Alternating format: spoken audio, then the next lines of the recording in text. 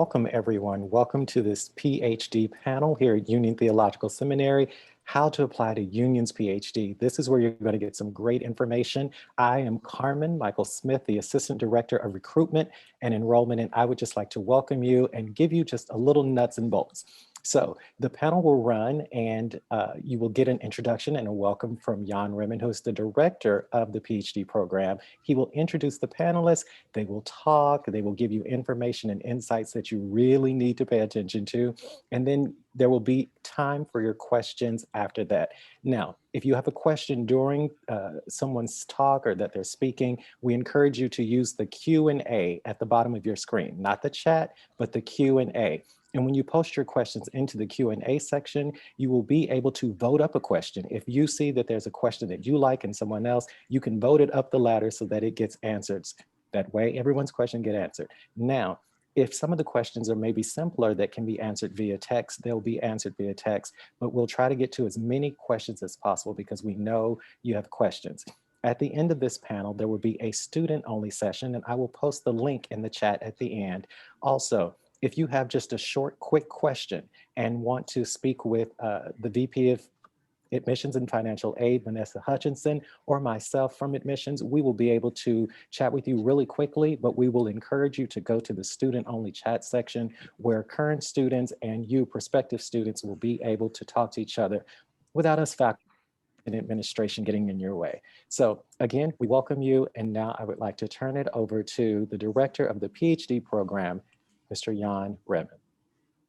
Hello, welcome everyone to our panel discussion on why considering applying for a PhD program and how to prepare for it. So as a first step, I'd like to introduce the panelists, and I do this in the order of presentations. That's why I have to start with myself. My name is Jan Rehmann. Carmen already introduced me a little bit. I'm the director of the PhD program at Union Theological Seminary. I'm also visiting professor for critical theory and social analysis. And I'm also teaching the two modern languages, not all of them, German and French here at Union. So the next speaker after me will be John Thatamanil, professor of theology and world religions, who teaches a wide variety of courses in the areas of comparative theology, theologies of religious diversity, Hindu-Christian dialogue, theory of religion, and process theology, to name just a few. Then it is the turn of Aliou Niang, professor of New Testament.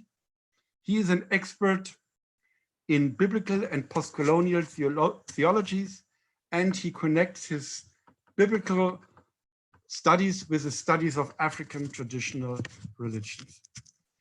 The next presenter will be Olusola Adegbite, doctoral student in New Testament, third year, and also my assistant and coordinator of PhD students. She will also lead then the discussion in the student-only part. Then Pamela Cooper-White, professor of psychology and religion, and also the academic dean of Union Theological Seminary. She's an expert in the history of early psychoanalysis and religion, and teaches at the intersection of pastoral theology and postmodern relational psychoanalysis.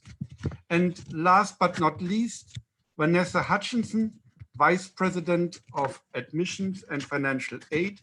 She can advise you exactly how to put together your application materials, how to submit everything on time, and how the financial aid process works at Union. Carmen has already introduced himself. He will work on presenting the questions to the panelists.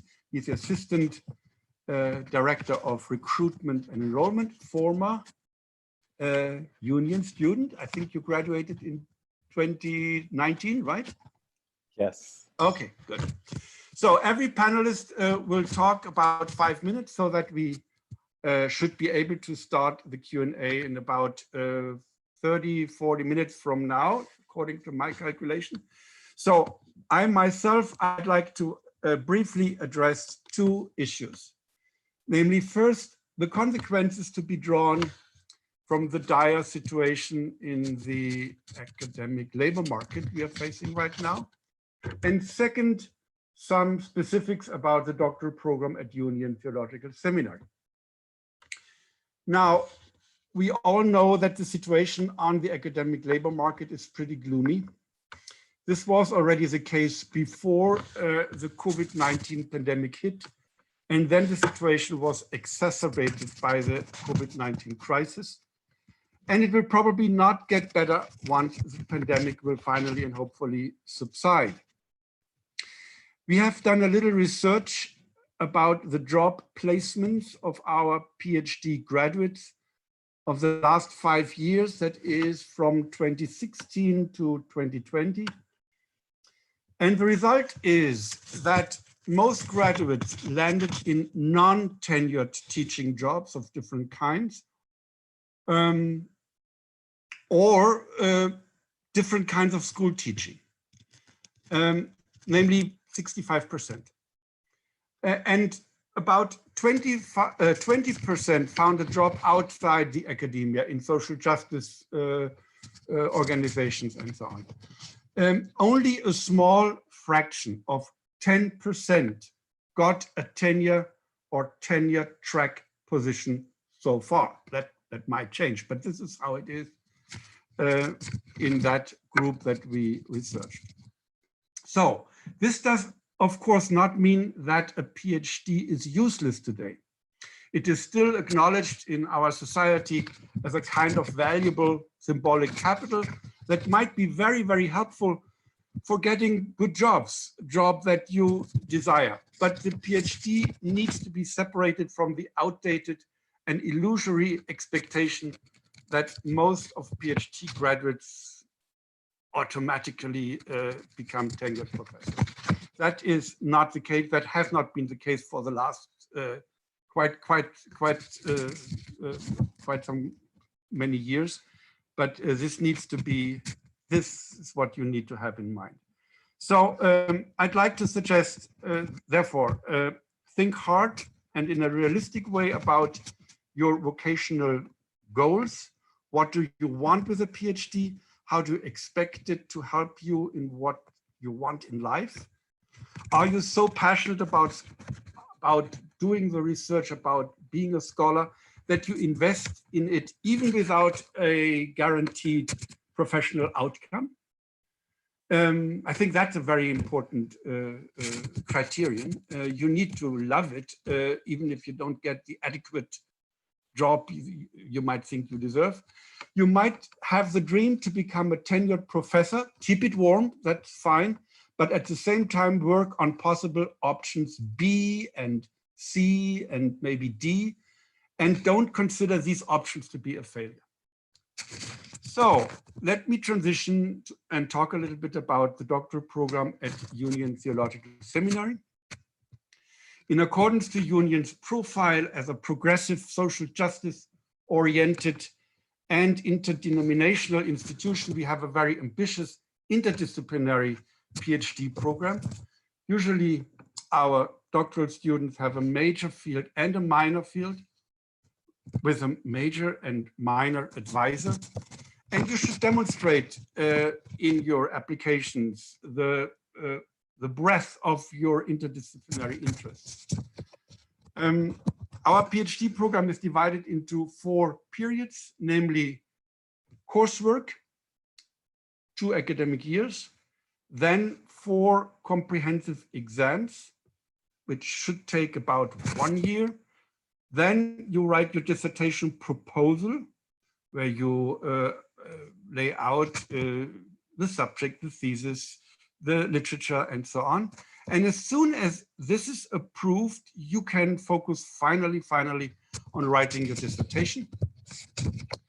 And if you are able to pull this off within about 1.5 years, you can graduate after 5 years and get through the doctoral program without any additional debt.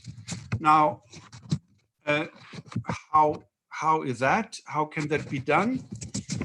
The basic funding for every PhD student is for 4 years, with about 62,000 per year. But since 2018, PhD students have the possibilities to apply for a 5th year of funding if they show good progress in their academic studies and have the support of their advisor.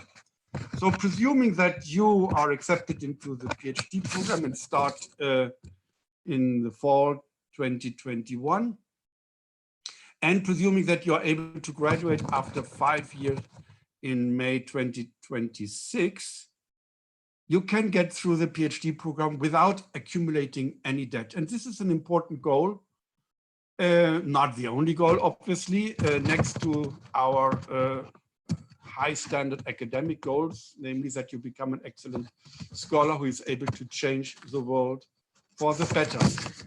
Now, during the COVID-19 crisis, many universities have decided to suspend their PhD program for the next academic year. Union has decided not to follow this path, but we will reduce the numbers of PhD students and therefore heighten the standards. So the advice is, even though you might be interested in doing your PhD at Union Theological Seminary, because you rightly consider it to be the best place in the world to do this, it would be very, very unwise to put all your eggs in one basket. That's why our panel today is not just dealing with the PhD program at Union Theological Seminary, but with PhD applications in general. So on this note, I turn it over to Professor John Thatamanil. Well, it's good to be with you all, and you certainly cannot accuse us of avoiding truth in advertising. Dr. Rehmann has not only shared the very realistically gloomy situation in the academy, but also given you our numbers. So I dare other institutions to do likewise. I appreciate the transparency. I suspect you do too. There's so many things to be said about the process, but I want to focus on 2 things. And I think this is generally true for many institutions, not just ours. But it's, I think, especially true at Union. What I'm going to say, I think, is valid, especially for us. When I look at a doctoral portfolio, first at the recommendation letters. I suspect I'm not alone. As a social justice institution, we're not going to go to look at the GRE first.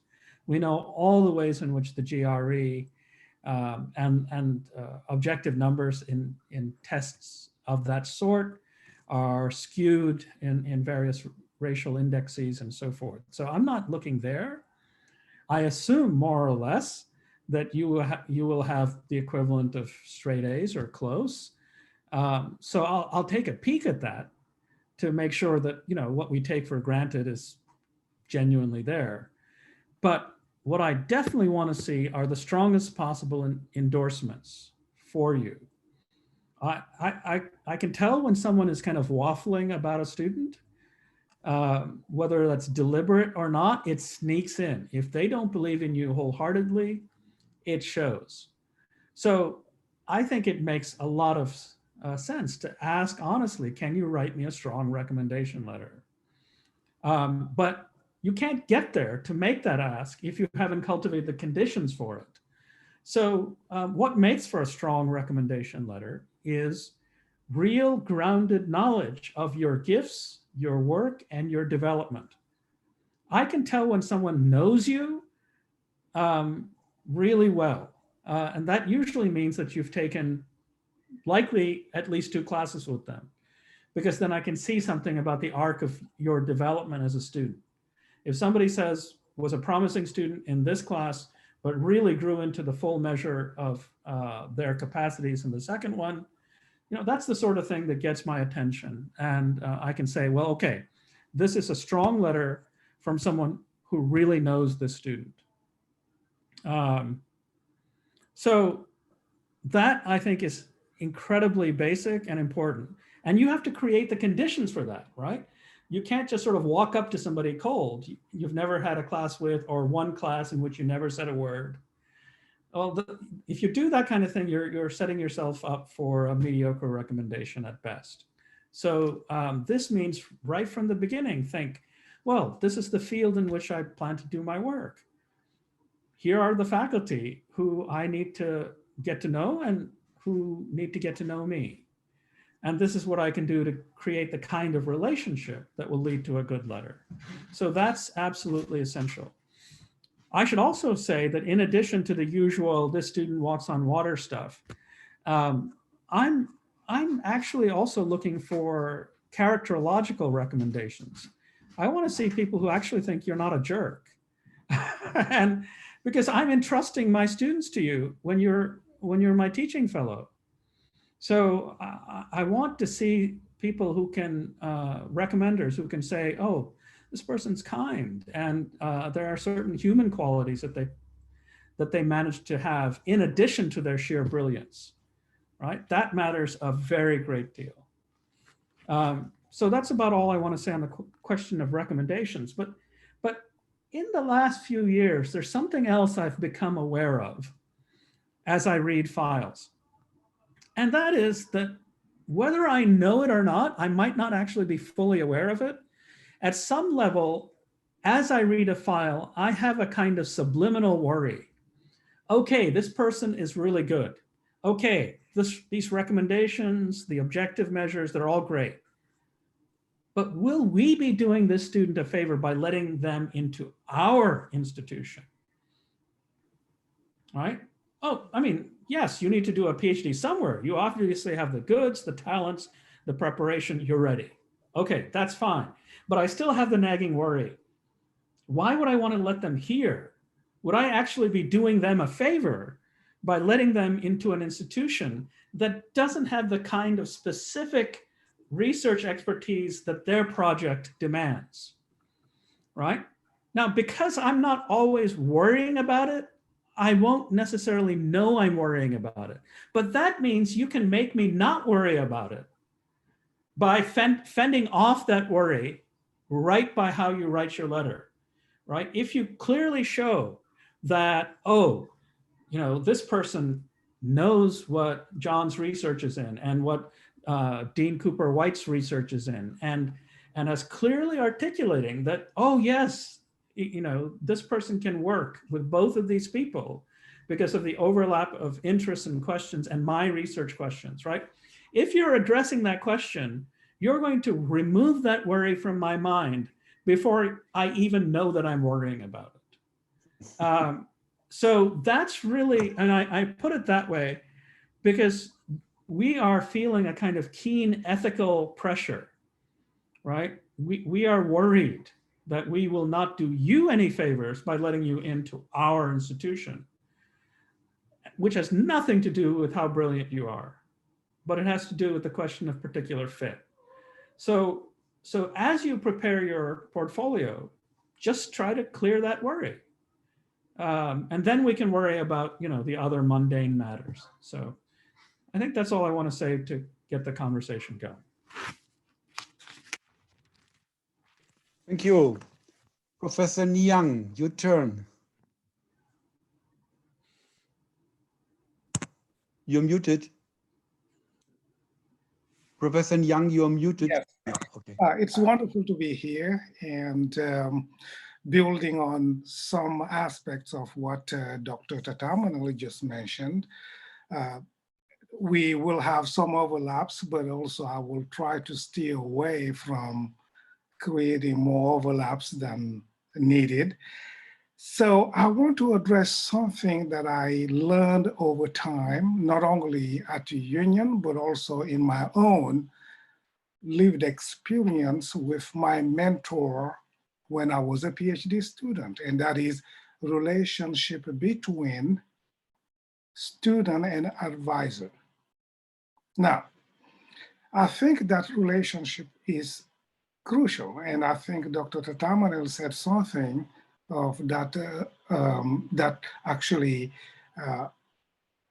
is part of what I'm very concerned about, that is cultivating a relationship specifically as an advisor with my advisee. However, in that process, I would love for the advisee to be intentional and also be proactive, because it's a relationship that develops as a student or as students are in their various programs, specifically if you're doing MDiv and wish to apply for a PhD later or MA.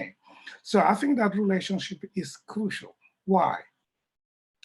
Because the advisor will help guide the process that will perhaps in some ways, I believe it will, turn into a solid application should the student wish to apply for a PhD. Now, so let me say a few things about that. And what I would like to say is this. The midterm program we have for some students here is a good starting point to begin building this portfolio. And also be proactive, talking to your advisor and raising profound questions as to what you wish to pursue, field of studies you would like to pursue in the future. And as you start that conversation with your advisor, the advisor will be very frank. If, for instance, I'm advising a student and I discover that probably I'm not doing the student justice, I may ask the student to actually go to another advisor because of their interests. So I think that's very crucial and is fair for both advisee and advisor to have that communication. Now, so as I said, the mid-program reviews allows the student to begin to think of several issues that may actually be handy while, when the students especially wants to apply for a PhD. Now, and also another thing that I also emphasize with my advisees is this. As you take other profs, get to know them. Because we all here at Union working together to ensure you have a good education. So get to know the other profs, not just your advisor. Raise the questions about what they might help you understand as you begin to look for what kind of field you would like to be in as you complete your studies at Union or even apply at Union. Now, and Dr. Thatamanil mentioned that earlier, that is, if I'm looking at an application and I read the letter of recommendation and notice that the prof is mentioning knowing the student in the context of one class, that really goes against, it really weakens the application as far as I'm concerned. It weakens it, and that's the reason why I often do encourage my advisees to ensure to ask a prof who knows, as Dr. Thatamanil just said, who knows their academic performances, but also the extracurricular and other things that actually are very much part of education at Union.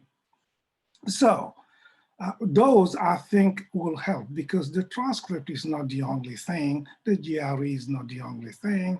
I'm an international person and I know what headache it was to actually take the GRE, which is, it was a good experience for me. But ultimately, I learned to uncover a secret that the GRE doesn't provide. And that is working with a student and knowing something about the student's dedication, something about their desire, and also something about the time they put in researching a topic. I think that's crucial. And so as you write your personal statement or cover letter for your application, state that as clear as possible, but also you can actually consult your advisor to help out on, I'm writing my personal statement. What do you think? Since I have more than 3 or 4 classes with you, how can you, what do you think I should be focusing on to strengthen my application? So I think those are crucial. Now, field of interest is crucial. You can actually talk to your advisor about that to help out, because that conversation is crucial. And if you decide not to apply at Union, which some of you will, and decide you want to go to another institution to apply for your PhD at Harvard, Princeton, or so on. And one thing you would like to keep in mind is this: be sure you know who you want to work with. Knowing who you want to work with, but don't stop there. Be proactive again and try to find a way to communicate with such a person prior to them actually holding your application in hand. I think that's crucial because it shows a deep interest on your side to work with such a person. It makes also the prof at a given institution notice you. Yes, specifically, as Dr. Thatamanil said, if you know their work and be able to describe some aspects of their interest in the research, that's a plus. It's a plus. There's also other ways in which you can actually arrange to meet such a person. SBL is one of them, AAR, or write a letter. Email is good, but I love to hold a physical letter. The old ways, the 90s. So it shows, again, it strengthens your interest. Why am I saying this? I remember reading some PhD applications where I have no idea where the students is coming from. And that's really, you tend to read it several times and wonder, okay, what am I to do here? And guess what? These are crucial decisions because we're deciding on the future of the applicant. That's how tough it is. And so I want to be able to make the right decision because, for instance, if you are applying at Union in the New Testament, which is highly competitive, I would say, and also in many other fields of study, if you were to apply and applied New Testament and raise questions about the research and so on, well, here we're in-house, so you can talk to Dr. Carl, myself, and we can talk it over and give you some ideas. Now, once you do that, it's a very, very helpful for you to situate yourself, for us to know, because these decisions that we make, they're very hard. It's very difficult to turn down a student because you're thinking about their lives. This is the start of a life, a future. So I would like to make a good decision because the relationship that will ensure from there, it's going to be like a family relationship. It's like it's a community, it's life in community. So that relationship is wonderful. And I had that with my PhD mentor. And that's why I'm saying what I'm saying, and I hope that's helpful. And I'll stop here and then wait for further questions or comments on other aspects. Thank you, Professor Niang. And I turn it over to Olusola Adegbite. Thank you so much. I guess my story in many ways would just follow up from what Dr. T, as we like to call him at Union, and Dr. Niang has already started to say. I should start out by saying I'm Nigerian, and I was first at Union in 2013 for my STM program. And by the end of it was fine academically, it was okay. I did my best. I was happy. But by the end of the program, I was clear that I didn't want to do my PhD at Union or in the US because I had no family in the US. It was just like lonely. I was all by myself. I was in my early 20s, single, it was just a very kind of, and it was my first time away from my parents. So it was just emotionally very demanding. And so I was clear I wasn't coming back. I decided instead to explore my options in the UK. I have my brother lives in the UK with his family. We have lots of family, friends, and relatives there too. And so I decided I was going to go to the UK instead. And so I was fortunate to get an admission to the University of Edinburgh in Scotland for another master's program, and I went there. Academically, it was okay. I had my family and friends, so that side of things was taken care of. But in terms of school and learning, I realized the differences. It didn't occur to me before then that different schools had different philosophies and priorities and the kinds of methodologies they prioritize over others and their vision and all those kinds of things just became really clear to me in how the University of Edinburgh operated and how Union, and my experience at Union. To give an example, and it's not so much a matter of good or bad, right or wrong, it's just a matter of the intellectual history and the intellectual traditions of those places.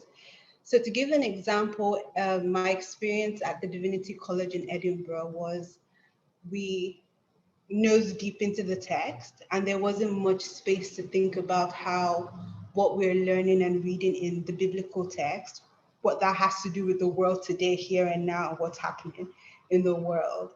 That was a different department entirely, world Christianities. And whereas while I was at Union, there wasn't that kind of harsh separation. You do have to do lots of historical, critical nose text focused things, but you did have space to think about what that means for you as a person living in the world today. The other major thing was also because of the research nature of Edinburgh is a really big school. And my introverted self, got lost in the crowd and it was just hard meeting people in general in my school environment. And unlike Union, it was lonely, but Edinburgh was lonely, yeah. And coming back to Union, it was just a matter of if only I could manage to get myself out of my room to attend pub or just attend some other kind of student event, I would be fine. But it was a lot more difficult in Edinburgh in that city. So it became clear to me that I would prefer to be in Union to do a long PhD program than remaining in the UK. And so I emailed my advisors again to say, I know I said I wasn't going to come back, but I think I would like to at least apply and see what happens. And then they were like, oh, yeah, it's fine. It's okay. We understand. It's a competitive process, but we'll be happy if you make it through. And fast forward 3 years later, I'm in my comp stage in the New Testament program.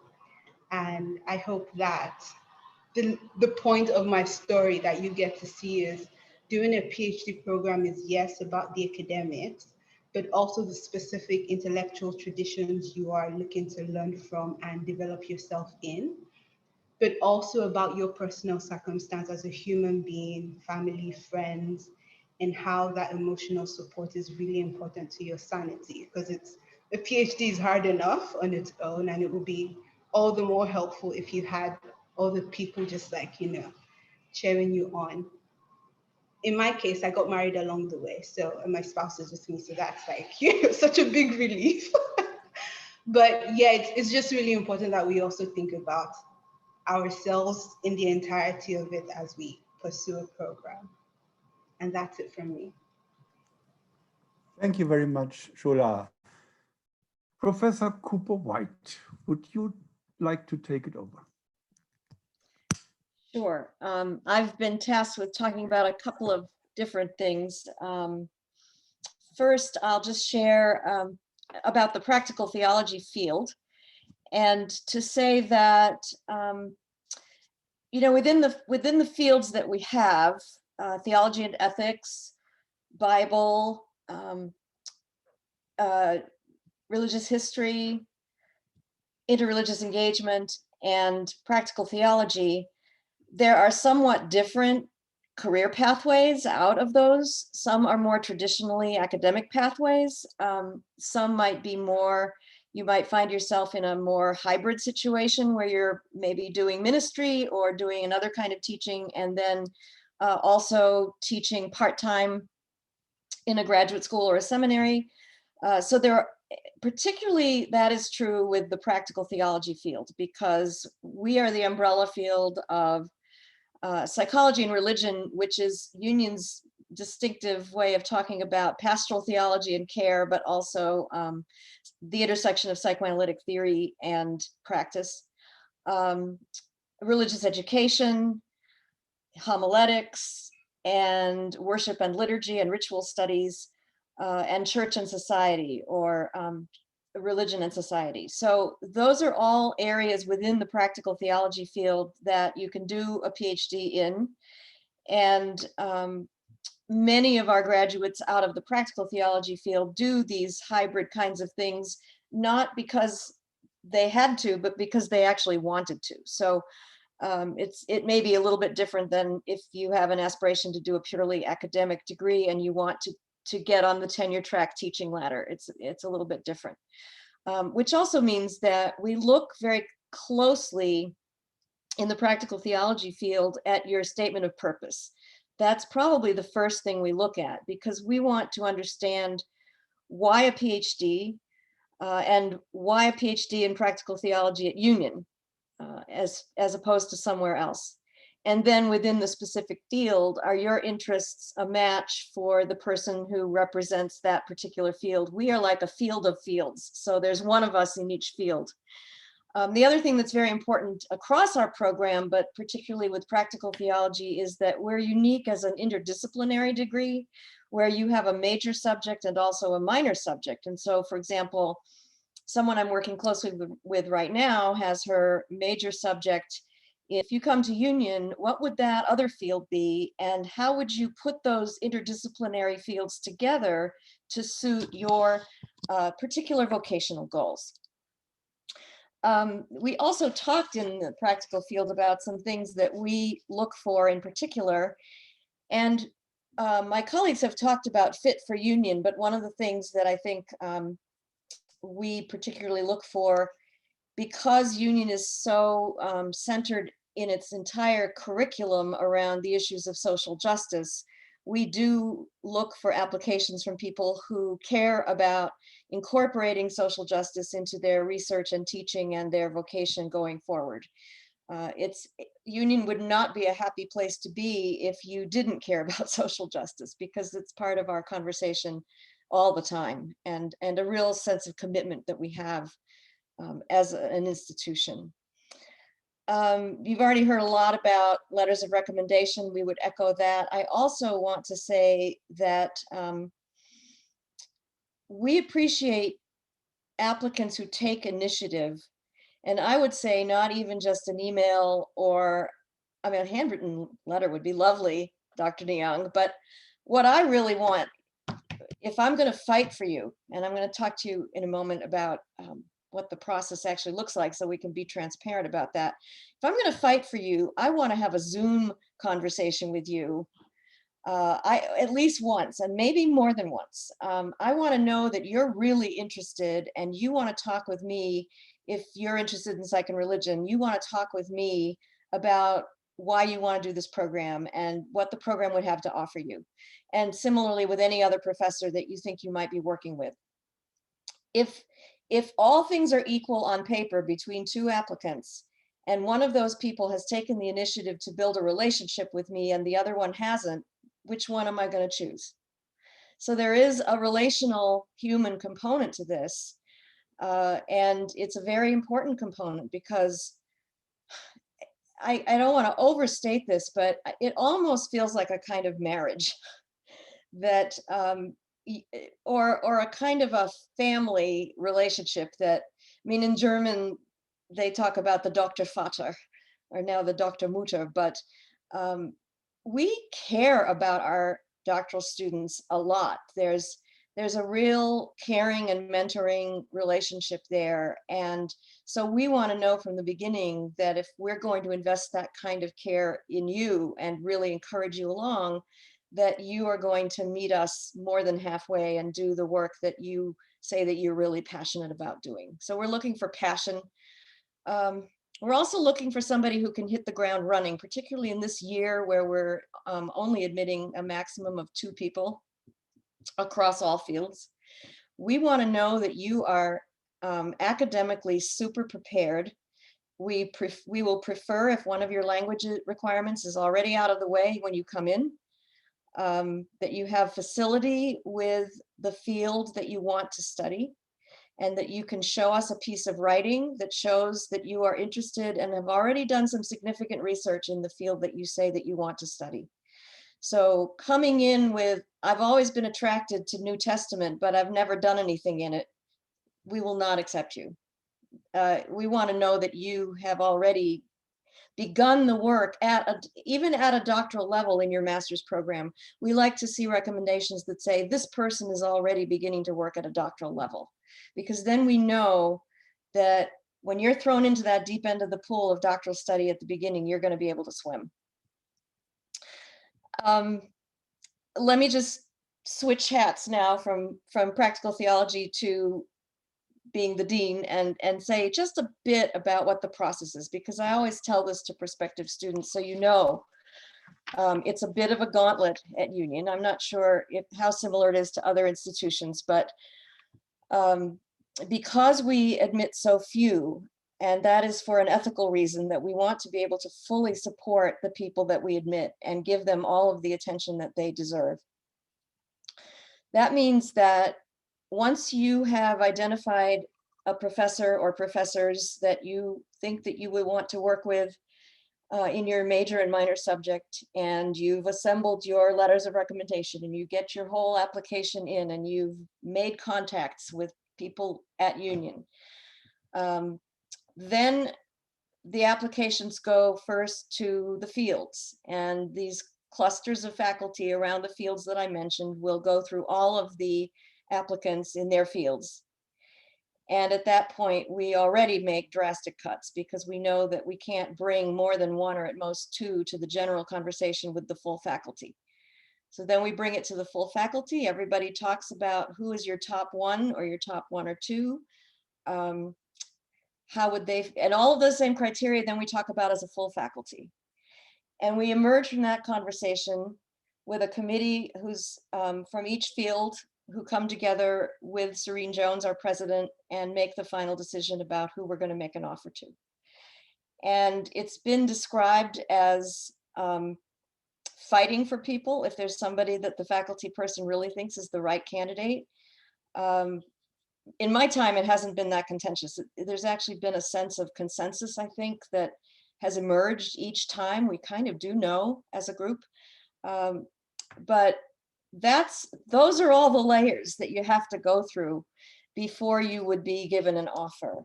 And you will be one of 2 people at most who would be given an offer this year. I'm not saying that to discourage you, but I am saying that, as Dr. Rehmann said, to say, don't put all your eggs in Union's basket, apply widely. And also make a case to us why Union is your first choice, and that if we offer you a position, you will come. So we want to know why you think the fit for Union is just right for you. So I'm going to leave it there.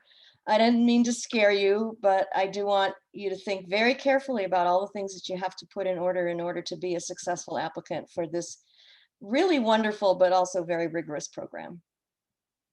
Thank you very much, Pamela.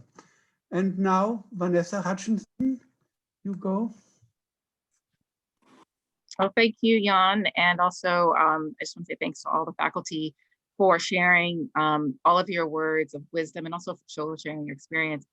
Because this is how we look at this process in terms of talking about the admissions process for prospective students, whether they're current union students or union students that haven't studied with union, that there's part of this is advisement, really helping you understand the process and being transparent about how we work in how the process works. And so I want to talk a little bit about how to work with the Office of Admissions as you're alongside the work that you may be doing to get to know more faculty, doing your research, working on your application, and then potentially reaching out to faculty who could one day be an advisor if you were admitted to the PhD program. I did have slides to go through just our nuts and bolts requirement, but given the time, I'm going to actually forego those slides.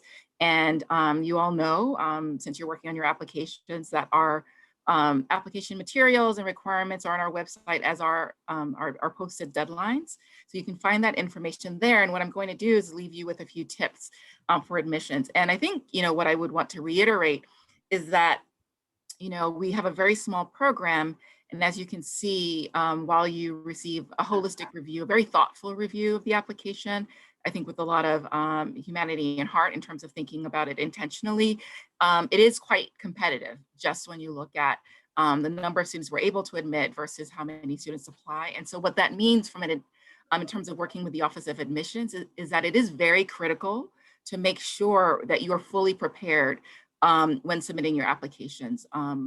Within the doctoral program, which is a little bit different for applying at the master's level, we have one deadline and we hold very tightly to that deadline. So often, if you submit your application even the day after the deadline, it may be too late.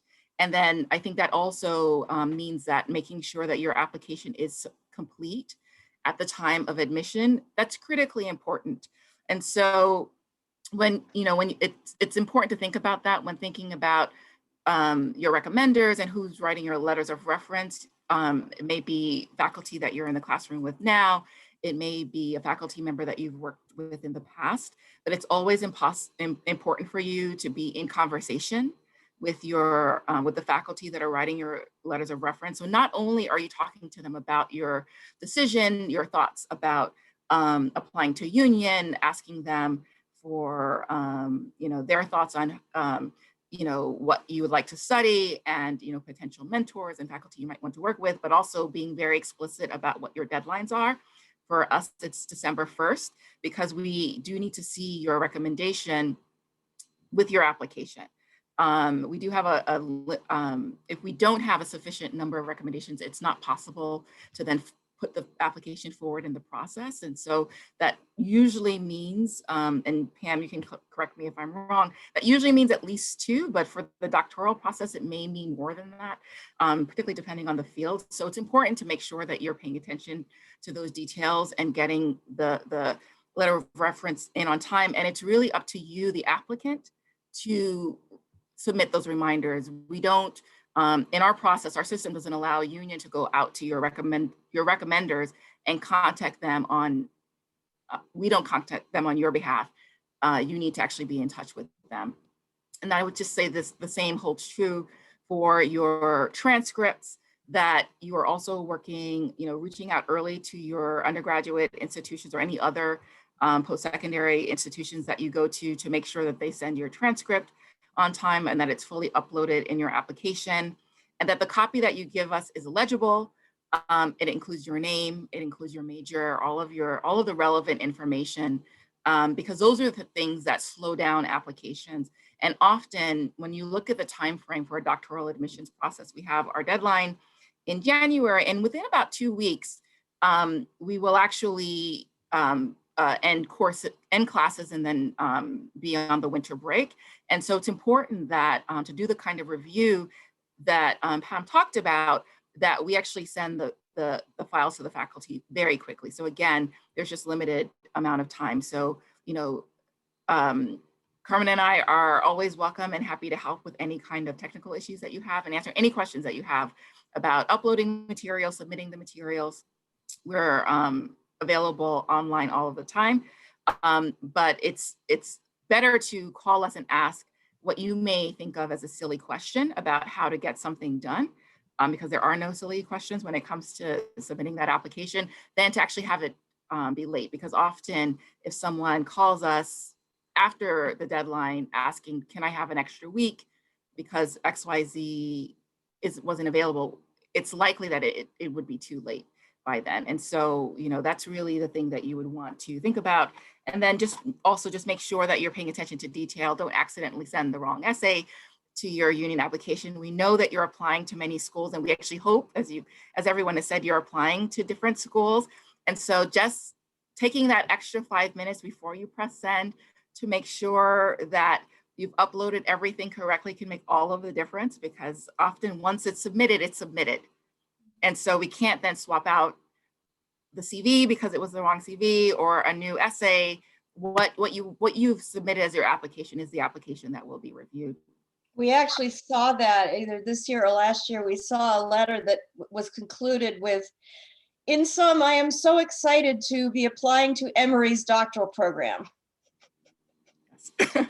And you can be great. And I think when you see that, that instantly colors the reading of your application. Yes. So you want to avoid those kinds of situations.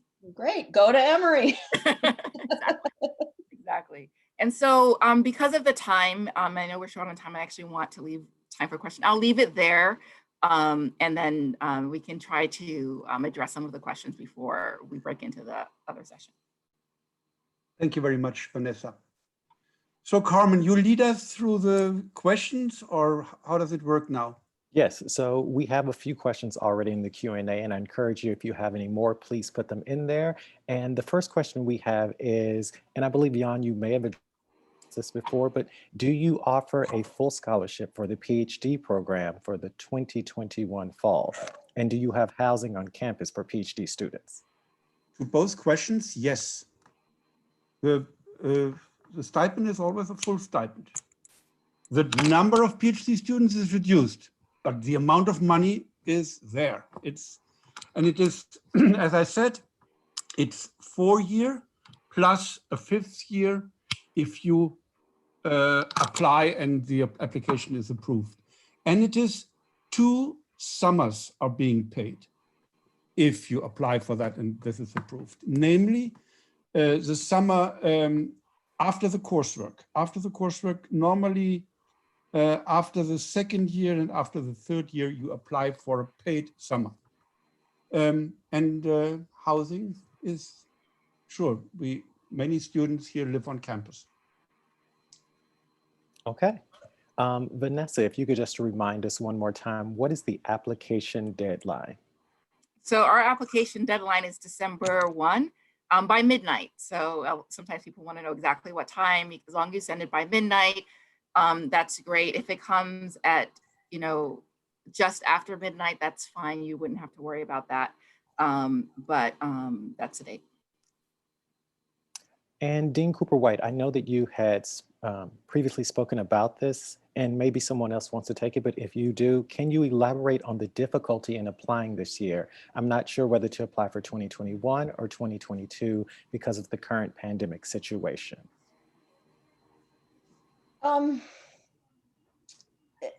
There's pros and cons to that, and actually I would love to get Vanessa's take on this too. I mean, in the one sense, we can't estimate what our applicant pool is going to look like, but we do know that there are some other schools that people typically apply to that also apply to us, who have put a moratorium completely on accepting doctoral students this year. So that means that we're open when some are closed. On the other hand, we're admitting only 2 people across all fields. So it's very, very rigorous, but we have seats for 2. It could be you. So I don't really know how else to answer that question. Yeah. I have an idea about that. I mean, why not applying this time, but being realistic and not being depressed if you're not taken, and yes. can be a starting point for the next year. It's not, I mean, for instance, you cannot be taken this year, but many professors think you might be a good candidate, but sorry, not for this year when we have only 2 PhD students, but you might then be considered, no guarantee, obviously, for next year. Yeah. So, we have people who've applied more than 1 year that come back, and particularly if you have that relationship already with someone who's on the faculty and they fought for you and you made it, you might not know until they tell you personally, but maybe you made it to that final round, but then you didn't get selected. That puts you in a very good position to reapply because now you're known. And so it's really up to you, I would say, but it doesn't hurt you to apply now and reapply again another year. Right, and what I would just add to that is that I think it's always important to keep in mind that the doctoral process in any year, no matter what is happening, is an exceptionally selective and difficult process. I can't imagine that there are any schools that have an acceptance rate above, above single digits. And so, the fact that we normally take on, 5 students, and we've reduced that to 2, 4 students, and we reduce that to 2, that it is more selective, but it's always going to be selective. So the important thing isn't to think about that. It's really to think about, is this the best time for me to apply? Am I in the process, can I submit my best application at this time? Because you should apply when you can submit the best application you can. Fantastic. Along those lines, there's a question that says, what percentage of mature students are accepted into the PhD program, i.e. non-traditional second career?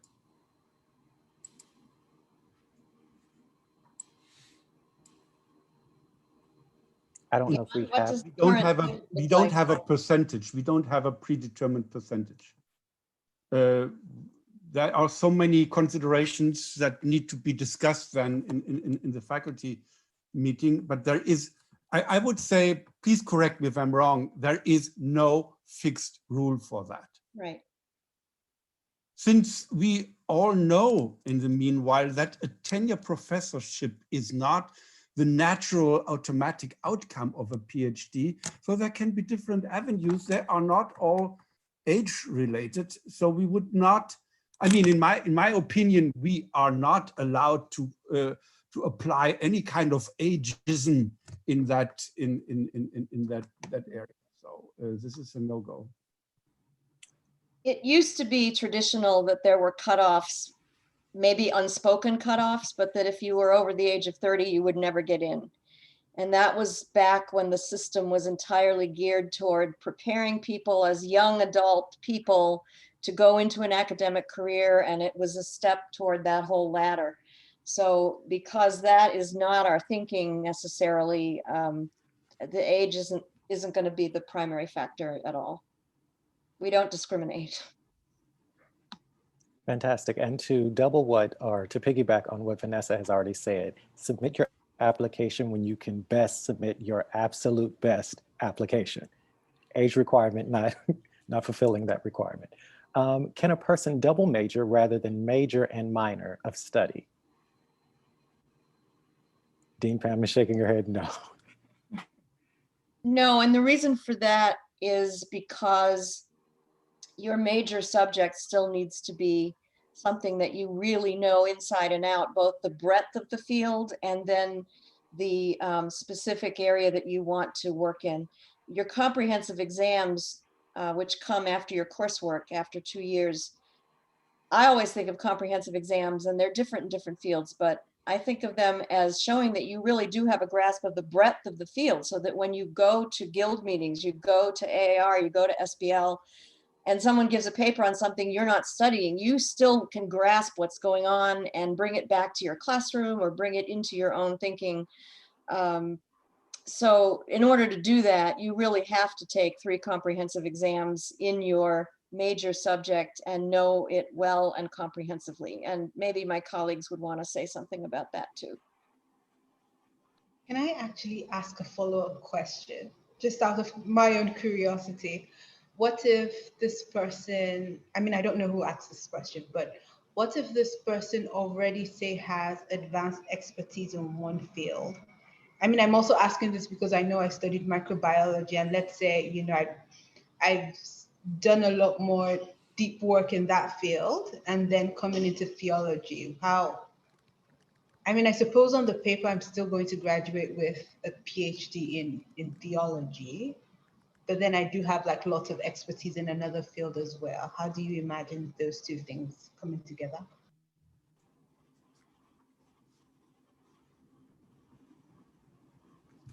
It sounds good to me. I mean, I don't know that we'd have any issues. I mean, I think the real challenge in some of these questions about more than one major or minor or two minors is that we're still academic institutions, you know, that work out of an old sort of German research model where we still think that you need to actually know one thing pretty well that is your primary discipline. We think it's a matter of scholarly obligation that you're sufficiently well trained to be a credentialed expert. You know, when we say you have done work in theology with us, we know we've prepared you for the guild, whatever else your other qualities might be. And if you spread yourself too thin, when you only have 2 years of coursework, there's just only so much depth and expertise you can generate. That said, the areas as we construe them at Union are actually pretty wide. Mm-hmm. They're not little tiny arrows, right? Areas. So yeah, practical theology might be your minor, but that's a very huge field. Ditto for interreligious engagement. So there's more flexibility than you might imagine. It's just that you need to be mindful that we want to be sure that we've prepared you well in something. Yeah, I also want to say that depending on where you've studied previously, but if you have a second theological degree like our STM, which is actually considered to be at the advanced graduate level, depending on what you've studied and how closely related is to what we teach, we might be able to transfer in some credits from another program so that you can then take advantage, not so that you get out of requirements necessarily, but you can take advantage of other kinds of learning during your coursework with us. So there, if you can demonstrate that you have actually academic background at the appropriate level in another subject area, that might allow us with your advisor then to figure out, well, what's the best path of choosing courses for you that will really give you something new. Okay, we have a few minutes left and I'm going to do one more question before we do our final nuts and bolts. And that's, if we are a first year MA student, when would you recommend starting an application portfolio for fall 2022? How long is too long to wait until after we finish an MA to apply to a PhD program? I would say I'll start. Yeah. Certainly that. But on the business of how long is too long to wait, I mean, if you're the people who you want recommending you no longer remember you,